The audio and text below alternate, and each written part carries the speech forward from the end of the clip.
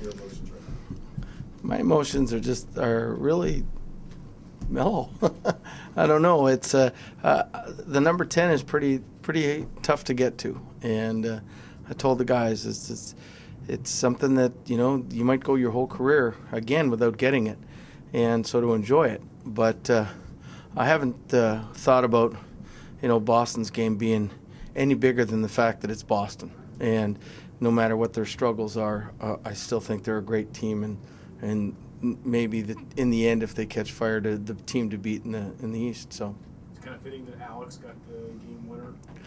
Yeah, it was a good shift by him and his line mates. I thought they were contained pretty well all night long, and but you could feel on that shift that he sort of just said, "Okay, it's time I did something,"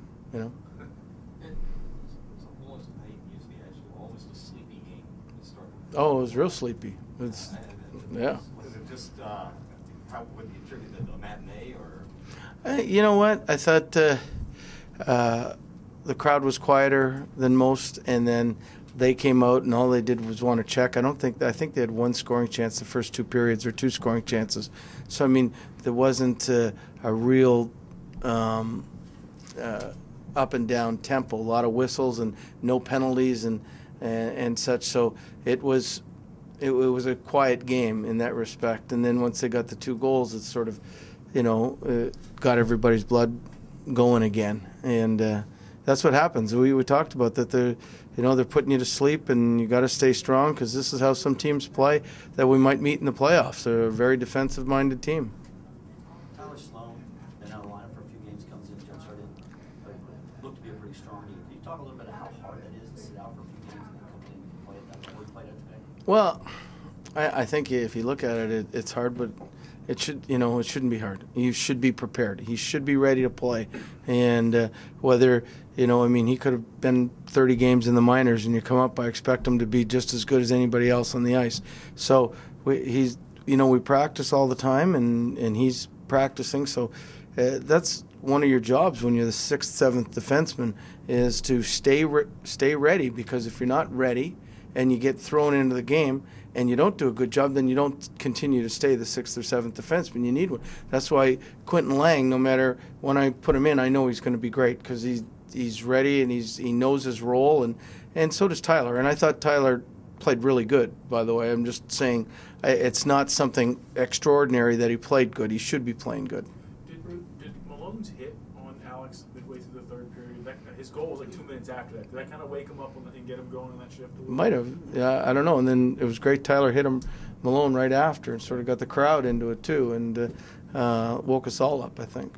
Bruce, what's impressed you most over the streak? I mean, I know the other night when you won, you said you didn't think you played that well. But what's impressed you most over the whole time? Well, I think, like the penalty killing and the defensive, not allowing a lot of goals. I mean, I don't know what the number is, but in the last 10 games, since the 7 that they put on us, there couldn't have been too many games with 3, let alone 2 and 1. So I think when you're shoring up your defensive game, you're preparing the way you need to play to win, and it hasn't really hurt the offensive game, because I think that's 47 goals in 10 games or something, which is still as high as anybody. Do you have that mini meltdown that would rattle some teams for the rest of the game? But I guess when you're winning, you have the confidence that you can survive that. Well, yeah, I think so. But, it's funny, because just before they scored their first goal, I'm sitting to myself, as soon as the whistle blows, I'm calling a timeout, because I could see the tide turning. And then once they scored, I didn't want to call a timeout, because it would have got them more excited at the bench. And so I just sort of let it roll. And I think we've got the guys in the room that see that, and when you're used to winning, like I think I said the other day, you find ways to win, and they found a way to win, even though it wasn't our best game offensively. There was a lot of guys that were a little off tonight. Jose, tonight, I hadn't played in a while, stepped right in and played well. Yeah, and he made the saves when he had to, and no matter if they get 30 shots or 20 shots or 50 shots, and you allow 2 goals, and you make the big save at the right time, that's what you're counting on. Was the sending down Michael before the game, that's going to obviously help during the Olympic break, I guess? Can you just Yeah, that's well. We talked about it, and we'd like to try it and see if we can get away with, Michael being down there 5 out of the next 8 and being allowed to play in the Olympic break. Great. If it doesn't work out that way, then we have no qualms about calling him up. I mean, I guarantee he'll be called up again before the Olympic break to play, but we thought, okay, he could go down there, play today. That's 1 game missed. Then there's only 4 more, and we'll find different ways to make that work. I mean, I think Theo will play in Boston, so that'll be 2 games, and then we'll see how it goes from there.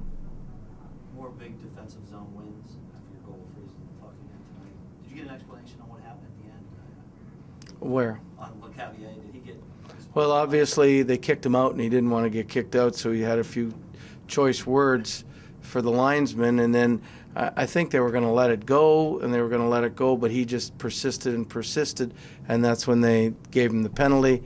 I think the referee just was protecting his linesman from getting abused, and once that happens, the face-off's down at the other end and takes all their chance of winning or tying the game up away. Brooks, like said, this is an example. It showed him that this team has so much more potential because he felt like you said, a lot of guys had an off night tonight, and you still found a way to win. I guess the last game was sort of like that, but do you feel like it's a big deal when you guys are able to pull out wins on nights when you're maybe firing at 75%? Only if we understand that. And the players know I do this thing with them, this graph thing, but I'm not going to go into details here with it. But you're playing at the end of a winning streak. You're not playing anywhere near as good as you were in the middle of the winning streak or at the beginning. And if you recognize that, you can end it and, start fresh type thing rather than waiting too late until it's happened. And it's my job to warn them and give them the signs and show them the things that are making them, not play as well the last couple games as maybe we think we should have, and get back to where we were, say, in the 4th and 5th game of the streak. And we'll have to. Next week is, you look at Boston, New York, Atlanta, and Pittsburgh. It's a tough week. It's a tough 7 games with 5 on the road before the break. So we'll have to be at our best to stay where we want to be. Good thing to have the dads on that trip. Yeah, I hope they can control them. You've outscored opponents 12-0 in the first minute of periods. It's coincidence. Yeah. Yeah, because Florida had a breakaway and hit the crossbar last game. So we get lucky in the first minute. I hope the luck continues that way.